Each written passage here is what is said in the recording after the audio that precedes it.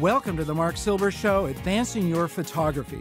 We connect you with photographers who have mastered their craft, sharing their insight and showing you their photography tips so you can go right out and use them.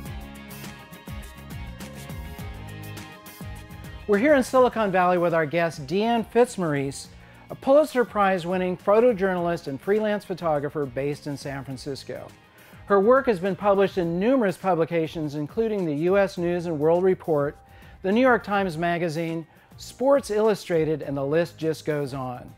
She's the recipient of numerous awards, including the Pulitzer Prize and Microsoft's prestigious Icons of Imaging.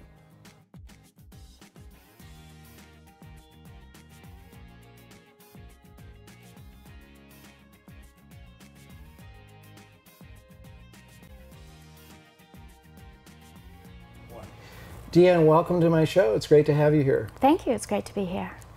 Now, to start with, can you tell me about your style of photography and the type of work you love to do? Sure. I am a photojournalist. I love photojournalism and editorial work. I love storytelling.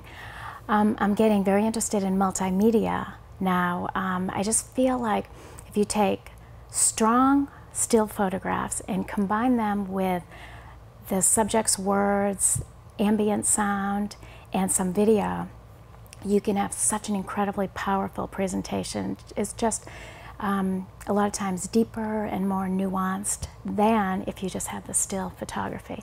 I love storytelling. I love doing photo essays, and I just am finding that this is a real deep way of telling stories. You know, I think with photojournalism, I've always tried to have all the elements in one picture whenever possible. Yeah. Sometimes I need to do that. Everything I need to tell the story. And there are a lot of elements I use to do that. I love to build layers into a photograph, layers of information. And I feel like that increases the depth and understanding in a picture. So I think in the beginning of my career, I would just go walking into a situation and I would expect everybody to be natural, to be comfortable, to be revealing themselves to me so I could capture moments. As I went on, I kind of realized that I have to put the subject at ease. I have to give a little bit of myself up. I have to connect with the subject. So that is, it's just real fundamental making a human connection. And so I do that when I come into a scene. I want my subject to be comfortable, to be at ease. I like to have a conversation and, you know, and also just complete honesty from the heart. I say, okay, this is who I am, this is why I'm here, you know, this is me, this is what I care about, you know, just maybe give a little bit of myself up, and then they know who I am and they can relax. And then the trick is becoming invisible at that point. Once I've made that connection, they're comfortable, they're at ease, then I want to fade away into the background and I just want to let moments unfold. So Deanne, you have a pretty impressive list of portraits. Matt Damon, Thomas Wolfe, Steven Spielberg. Tell me about those shots. Well, as a photojournalist, you know, you're used to being a fly on the wall and you're used to just letting moments unfold in front of you. And so to switch gears from that to directing someone is different, you know, so you have to mentally switch gears, because in a normal situation, I'm not telling anyone what to do, I'm just letting things unfold. I'll be moving around, but I'm not going to have my subject move around. When I get into a portrait situation, it's like a very clear change where I just start to direct. And, you know, and it's a portrait, I will tell people where I want them to sit, what I want them to do, and it's not really photojournalism, you know what I mean? Right. So those portraits, you know, it's usually a situation where they're in town and they're promoting their latest movie or something, and you get maybe 5 minutes with them. And so again, I just try to really connect with them fast. It's hard though, because they have all their people all around them, And so, you know, just to make a connection with Matt Damon, I knew he was a big Red Sox fan. And so, and I'm from Boston. Yeah. Yeah. And so, you know, I just spoke the language, dropped all my R's. And, away you go. Yeah, yeah. And back in the neighborhood. That's right, that's right. And so I just brought up the Red Sox, and he just lit up. And, you know, we talked about, you know, this latest streak they were on. And then he relaxed. And then, you know, I just had my 5 minutes to photograph him. What about composition? Can you give us some tips? Yes. One thing I really care about in composition is layering. And by layering, I mean you have a foreground, a middle ground, and a background, and they're all working together.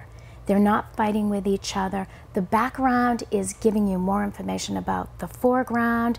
It's, to me, I find layered photographs a sophisticated composition and very interesting because your eye moves around. And I also think in a photograph that's strongly composed that there are small pictures within a big picture. You can look at the back of a picture and there's another photo there. You can kind of just like crop it in your mind. And so there are a lot of pictures within a picture in a really strongly composed photograph, I think. Do you have any, as far as advice for some of our photographers going out trying to get those layers? What would you say? Okay, what I do is when I'm photographing something, I'm not only looking at the foreground, I'm looking at the background. If I were photographing you right now, I would be looking at you, but I'm also looking at the background. And I'm looking, and there's a cameraman back there, and I'm going to be, as I'm watching you, I'm watching him, and I'm going to wait till I think everything comes together back there. And then I see, oh, here comes someone in the door here. So it's like, oh, perfect, I just wanted a little something happening there. And so I'm looking all over, and I'm also looking at what's coming out of your head. And I don't want any poles or anything like that. You know, I just, I don't want anything distracting. How about sports photography? Let's hear about that. Okay. I love shooting sports. I always have. I, you know, cover a lot of different things over the years, you know, Super Bowls and World Series and all that, and it's exciting. And all that. I like that part. It's like, okay, sorry about that. Yeah, it's exciting, and you are on when you're there. You're at these huge events, and you're lined up side by side with the top sports photographers in the world at these big events. And you basically can't blow it. Right. You know, you just have to nail the shot. And I love that, you know, your adrenaline's going, and, you know, you just have to anticipate what do you think is going to happen, where is the play going to be. You have to be so ready. For example, you know, I'll always have 2 cameras when I'm shooting an event like that. And, you know, you're always looking down, seeing how many frames you have left on the card you have in there. Yep. And you're saying, okay, something really important could happen right now, you know, bases loaded, whatever. There's a guy on third, there might be a play at the plate, which is kind of a big deal. So you want to make sure you have enough room on your card. So I'm always looking down, and, you know, if I'm getting towards the end of a card, I'll just change it. Always looking at the level of my battery, making sure my batteries are up to speed so I can get as many frames per second. And I'm always just looking down at my camera and just checking things. It's easy for settings to get moved. I'm always looking at the ISO, make sure it's exactly where I want it. I'm looking at the shutter speed. I'm just always looking at everything. And, you know, in between plays, I'm just like, you know, looking at everything and just anticipating, thinking, okay, what's going to happen next? I need to be ready. All right, Deanne, any final advice you'd like to leave our viewers with in terms of improving their photography? Yes, I would say follow your instinct, go towards what you're passionate about, and in terms of connecting with your subject, just be honest, speak from the heart, and you know, it's so many times people have said no to me, and you just don't let that slow you down. You know, you just persevere. Deanne, thank you so much for joining me on my show. It's really been great to have you here. Thank you. I've enjoyed it. Subscribe to our blog where I'll give you updates on the show as well as tips and other cool stuff. Also, check out Deanne's site, DeanneFitzmaurice.com, for a closer look at her work.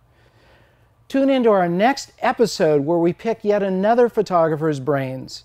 Until then, this is Marc Silber reminding you to get out and capture your own images of life.